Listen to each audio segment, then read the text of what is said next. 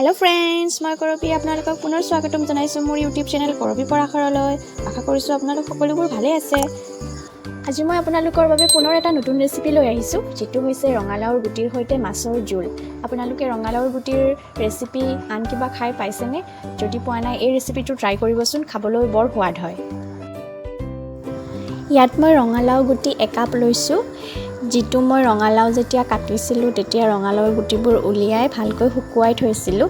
এতিয়া এইখিনি মই ভালকৈ ধুই 1 ঘণ্টা ভিজাই থৈছিলু এতিয়া এইখিনি মই গ্ৰাইন্ড কৰি লম এয়া এইখিনি গ্ৰাইন্ড হৈ গল এতিয়া এইখিনি আমি ভালকৈ সেকনিত সেকি লম কাৰণ ৰঙালাওৰ গুটিৰ বাকলিবোৰ নাখায় এনেকৈ এইখিনি সেকনিত ভালকৈ অলপ পানী দি সেকি লৈছো আৰু এয়া দেখিছে নহয় ইয়াৰ পৰা বাকলিবোৰ উলাই গৈছে এতিয়া আমি এটা আলু এনেদৰে কাটি ফ্ৰাই কৰি লম আৰু লগতে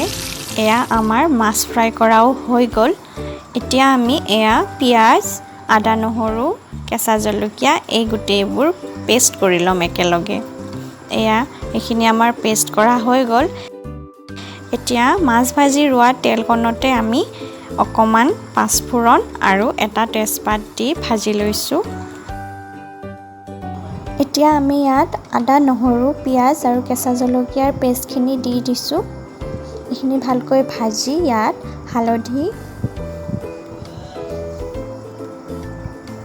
জিৰা গুৰি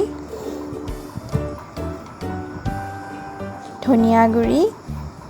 আৰু অকমান জলকীয়াৰ গুৰি এইখিনি অপচনেল হয় আপোনালোকে খালে জলা বেছি দি লব আৰু এতিয়া ইয়াতে ভাজি থোৱা আলুখিনি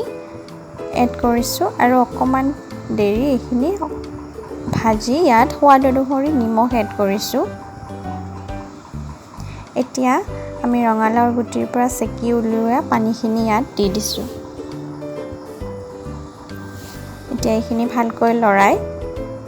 আমি উতলা হালৈকে ঢাকনিখন লগাই থম এয়া এইখিনি উতল ধুনিয়াকৈ আহিছে ইয়াত মাছ দিব পৰা হৈছে এতিয়া মই ইয়াত মাছ কেইপিছমান দি দিম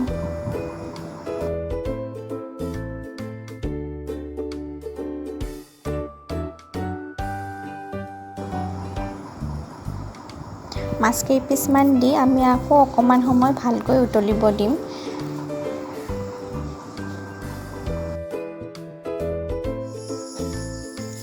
এয়া দেখিছে নহয় মাছখিনিৰ লগত জোলখিনি ভালকৈ উতল খাইছে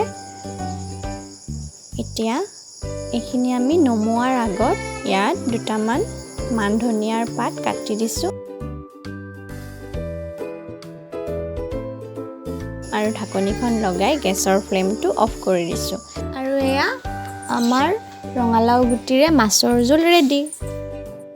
সো ভিডিওটো চাই কেনেকুৱা পালে জনাব আৰু ভাল লাগিছে যদি লাইক শেয়াৰ আৰু কমেন্ট কৰি দিব আৰু লগতে মোৰ চেনেলটো সাবস্ক্ৰাইব কৰি দিব নাপাহৰিব থ্যাংক ইউ